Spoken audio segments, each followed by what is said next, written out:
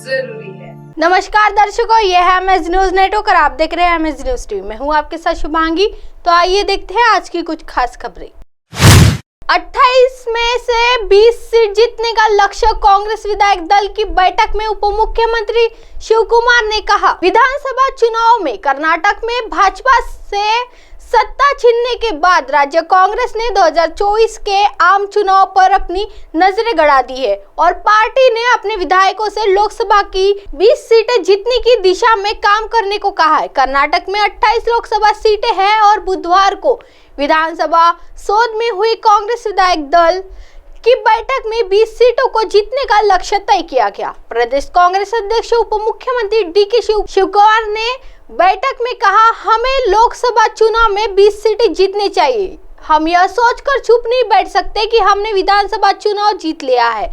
नए लोकसभा चुनाव में भी बरकरार रहनी चाहिए।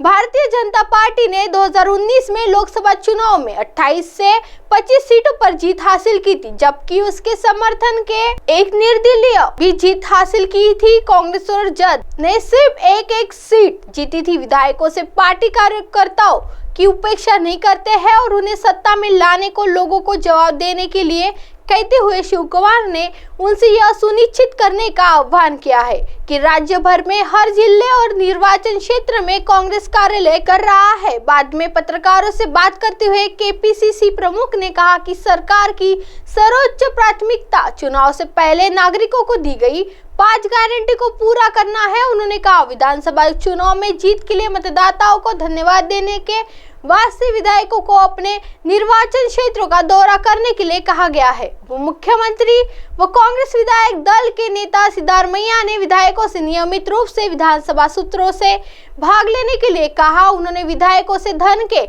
हस्तांतरण के मामले में नरेंद्र मोदी के नेतृत्व वाली केंद्र सरकार के हाथों को कर्नाटक से हो रहे भेदभाव और वित्त आयोग के संदर्भ में राज्य के साथ हुए अन्याय के बारे में नागरिकों को जागरूकता पैदा करने को कहा है। आइए बढ़ते हैं अगली खबर की तरफ।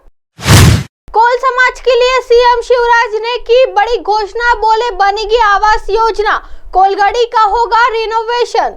मध्य प्रदेश में विधानसभा चुनाव से पहले मुख्यमंत्री शिवराज सिंह चौहान हर वर्ग मुलाकात कर उनके विकास के लिए रणनीति तैयार कर रहे हैं। इसी क्रम में सीएम हाउस में कोल जनजाति सम्मेलन का आयोजन हुआ। कार्यक्रम में सीएम शिवराज ने कोल समाज के लिए बड़ी बड़ी घोषणाएं की।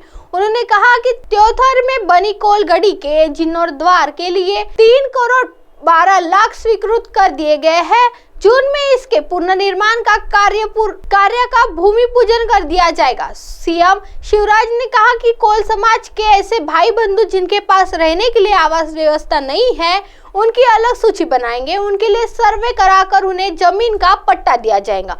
प्रधानमंत्री आवास योजना के पोर्टल में जुड़ा जाएगा।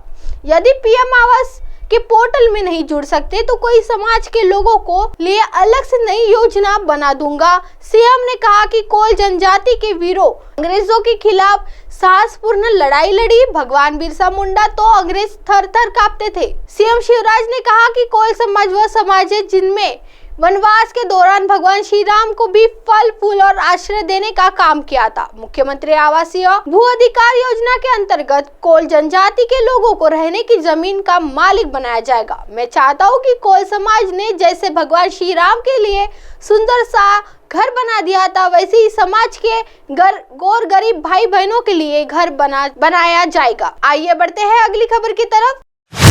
हिम्मत है तो विपक्ष नए संसद भवन में कभी न जाने की घोषणा करे। सुशील मोदी ने नीतीश के लिए भी कह दी बड़ी बात। देश में नए संसद भवन को लेकर बवाल मच गया है। विपक्ष में कई दलों ने इसके होने वाले उद्घाटन को लेकर विरोध शुरू कर दिया है। बिहार के पूर्व उप मुख्यमंत्री और राज्यसभा सदस्य सुशील कुमार मोदी ने बुधवार को कहा कि नए संसद भवन के शुभारंभ पर भी प्रधानमंत्री नरेंद्र मोदी से ईर्ष्या द्वेष की राजनीति करने वाले नीतीश कुमार बताए कि 17 साल में उन्होंने कितने सरकारी भवन का शिलान्यास और उद्घाटन राज्यपाल से कराया। सुशील मोदी ने कहा कि पटना में विधानसभा मंडल के नए भवन का उद्घाटन भी मुख्यमंत्री ने किया था और किसी से उस कार्यक्रम का बहिष्कार नहीं किया था। उन्होंने कहा कि यदि हिम्मत है तो विपक्ष घोषणा करे कि वह भारतीय अस्मिता और गौरव के प्रतीक नए संसद भवन की कार्रवाई में भी भाग नहीं लेगा।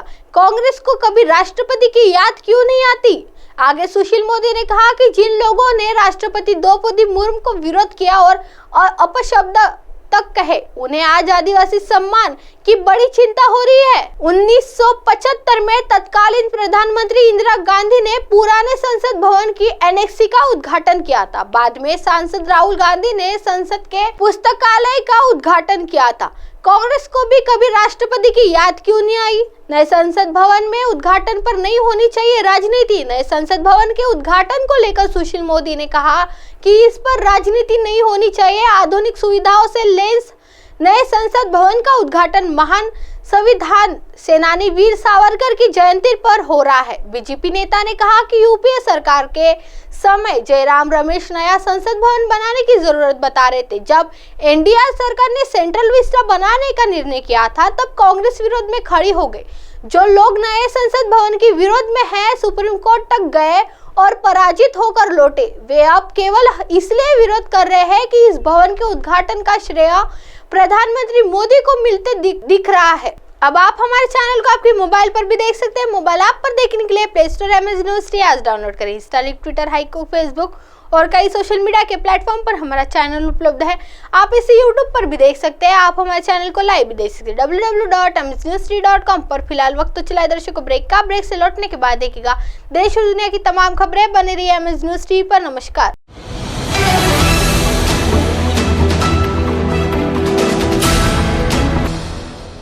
ये है MNS न्यूज नेटवर्क और आप देख रहे हैं MNS न्यूज।